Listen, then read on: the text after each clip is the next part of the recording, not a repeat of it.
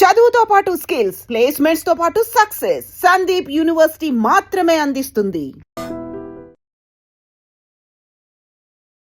Hi guys, welcome to I dream. నేను మీ Chanakya. Guys, present India and America మధ్యలో జరుగుతూ ఉన్న ఈ హై టెన్షన్స్ మధ్యలో అండ్ అక్కడ నివసిస్తున్న వాళ్ళు, లేకపోతే H1B వీసాకి సంబంధించిన కానీ అండ్ ఇలాంటి వాటికి సంబంధించి ఎవరైనా కానీ ఇప్పుడు ట్రావెల్ చేయాలనుకుంటే అలా అక్కడున్న స్టూడెంట్స్ వాళ్ళ మీదకైనా కానీ సో ఏమన్నా ఇబ్బందులు ఏమన్నా తలెత్తుతాయా? ఇలాంటి విషయాలన్నిటి గురించి కూడా మనతో పాటు మాట్లాడడానికి హైకోర్టు న్యాయవాది, ఇమిగ్రేషన్ లాయర్ అయిన పృథ్వీ గారు ఇప్పుడు మనతో పాటు ఉన్నారు. మరి సార్తో మాట్లాడదాం. మరి విషయాలేంటో అడిగి తెలుసుకుందాం. Hi sir. Hi Chanakya. Sir, Trump మామ టారిఫ్ల మీద టారిఫ్లు వేసేస్తూ ఉన్నాడు. అసలు ఇండియా అంటే కచ్చి కట్టి మరి కూర్చున్నాడు అన్నట్టు కూడా అనిపిస్తూ ఉంది.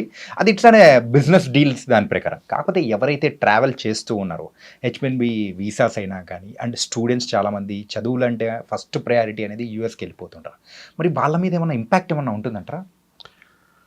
యాజ్ ఆఫ్ నౌ చెప్పాలంటే చాణక్య 70% అమెరికా వెళ్ళేవాళ్ళు ఆగిపోయారు.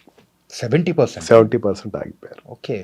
And 25% already slots previous book అయిపోయి అండ్ నేను వెళ్ళాలి ఖచ్చితంగా, నేను యుఎస్లోనే ఎంఎస్ చేయాలి అన్న ఒక ఉద్దేశం ఉన్నవాళ్ళు తప్ప మిగతా వాళ్ళందరూ ఆగిపోయారనే చెప్పచ్చు.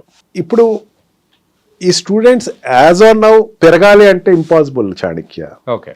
ఎందుకంటే ఆల్రెడీ ఒక రకమైనటువంటి ఫియర్ ఎస్టాబ్లిష్ అయిపోయింది ఒక పిల్లలకి. అదొకటి కూడా ఎప్పుడు లేనట్టు ట్రంప్ ఫస్ట్ టైం యూనివర్సిటీస్ మీద పెత్తనాలు చేయటం మొదలుపెట్టాడు. యూనివర్సిటీస్ ఇట్లా ఉండాలి, యూనివర్సిటీస్ మీరు స్పాన్సర్ చేయకూడదు. ఈవెన్ అక్కడ ఉండేటువంటి ఎడ్యుకేషన్ డిపార్ట్మెంట్ని తీసేశాడు. ఎడ్యుకేషన్ డిపార్ట్మెంట్ అంటే ఎడ్యుకేషన్ మినిస్ట్రీ ఉంటుంది కదా మనకి, అట్లాగా ఎడ్యుకేషన్ మినిస్ట్రీని తీసేశాడు.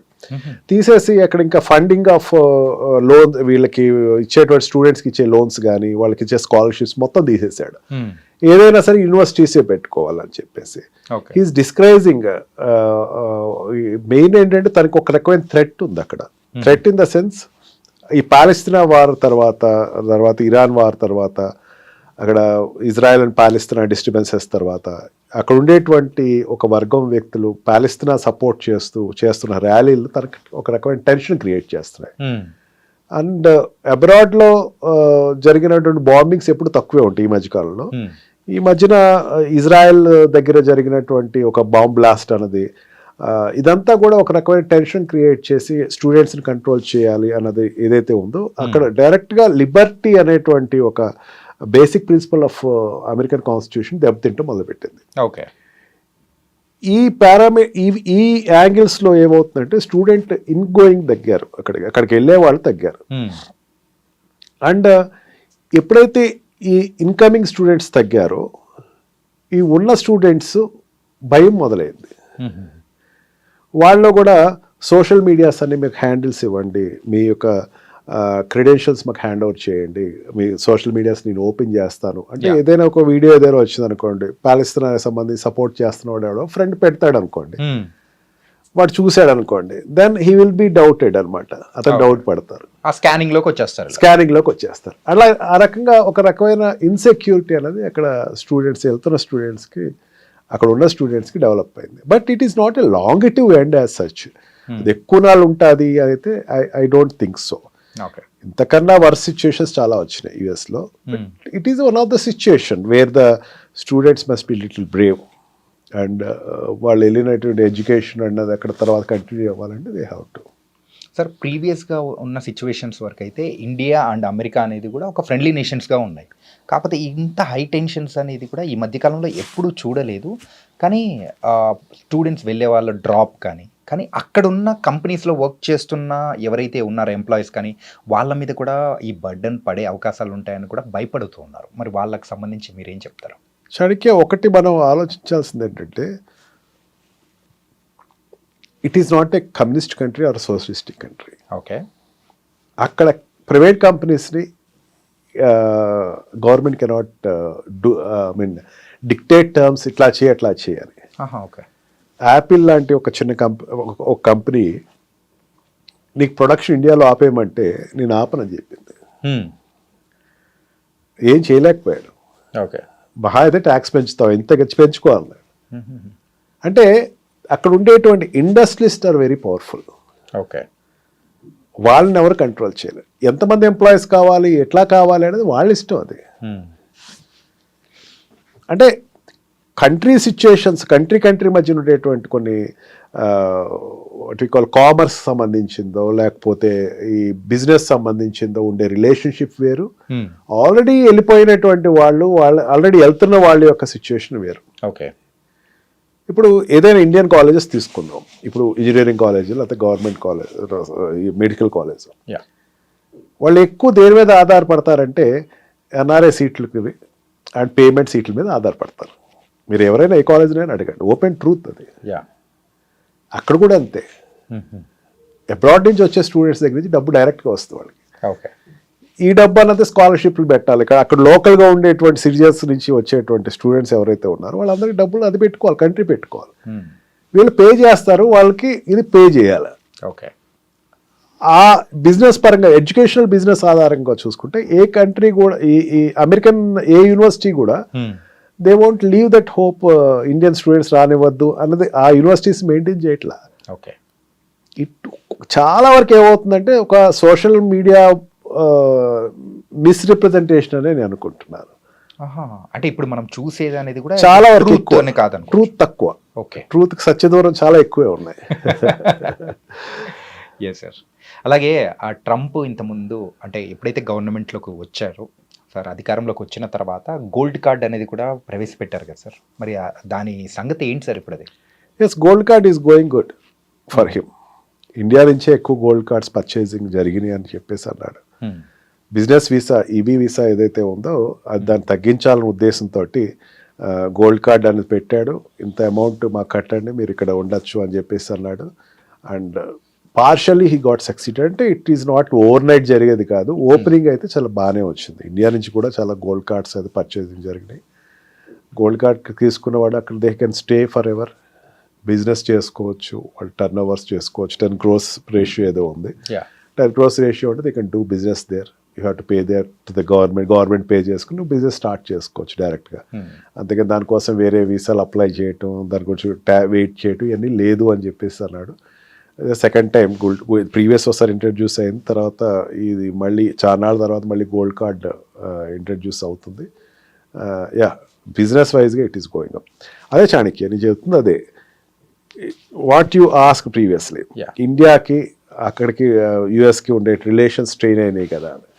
రిలేషన్స్ ఏం స్ట్రెయిన్ అవ్వలేదు చాణక్య.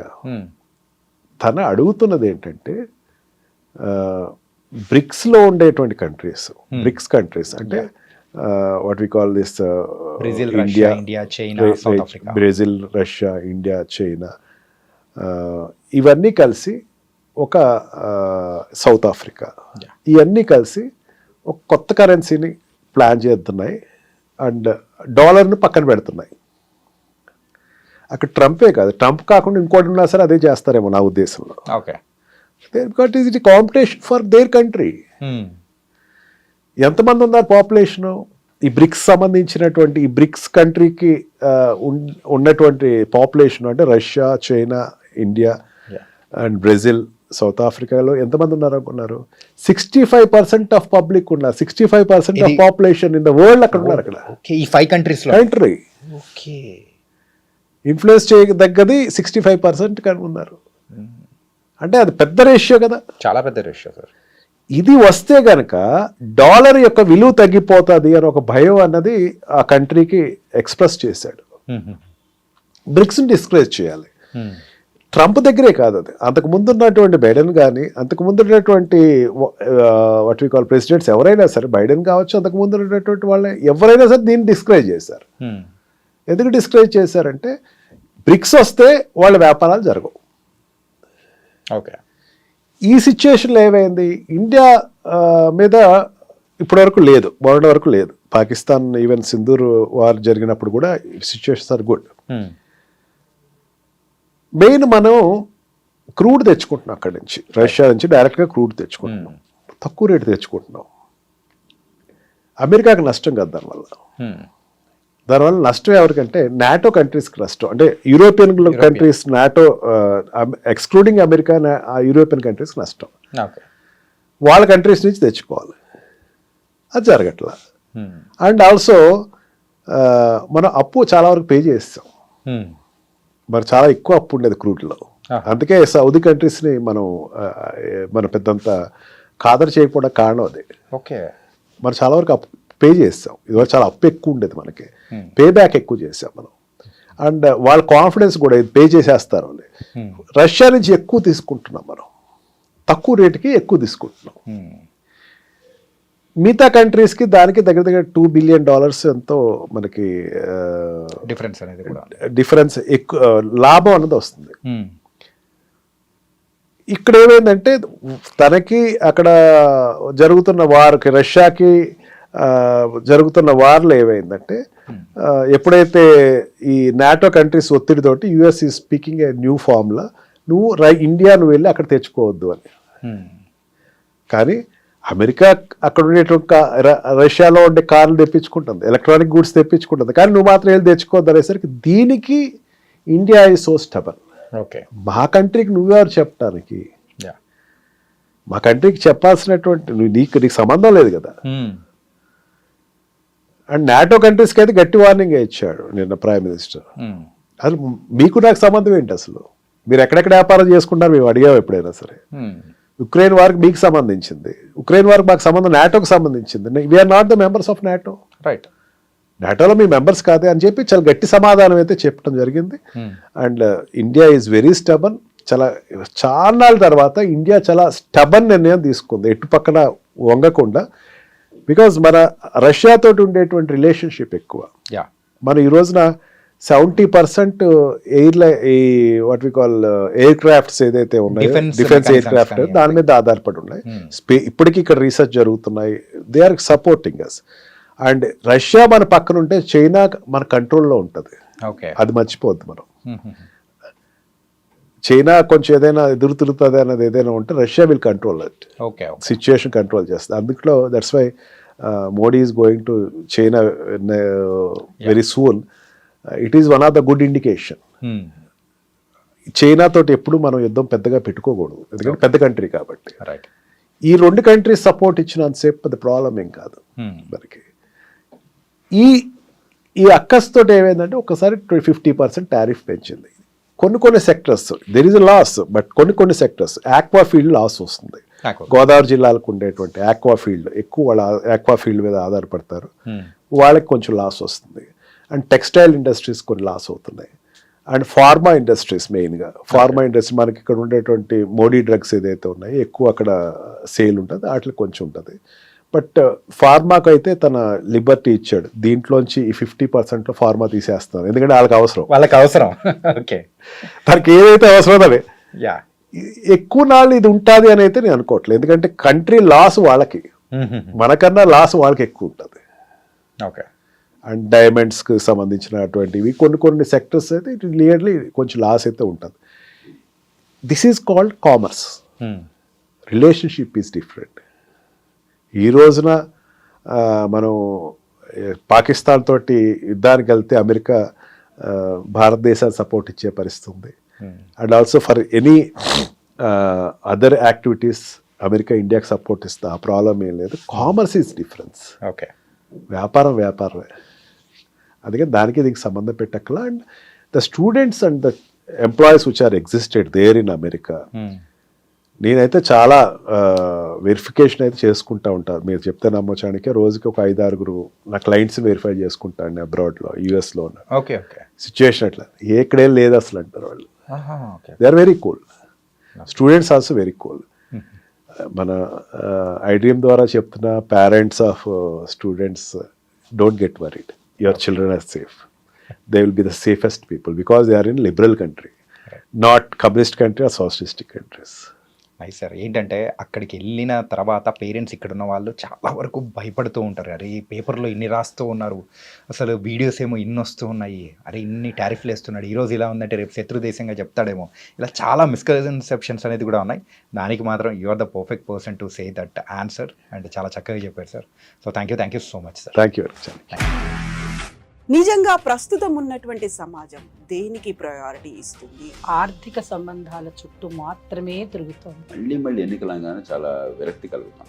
మంచి అనిపిస్తుంది కదా, లేడీస్ కూడా ఛాలెంజింగ్ జాబ్స్ చేసినప్పుడు చాలా బాగుంటది. ట్రాఫిక్ అసిస్టెంట్స్ గా నియమించిన ట్రాన్స్జెండర్స్ అందరితో సాల్యూట్ చేయించుకుంటున్నారు. ఫుడ్ డెలివరీ ఇవ్వటానికి వెళ్ళినటువంటి డెలివరీ బాయ్ అనిల్ పై కళ్ళ ముందు పెళ్ళండి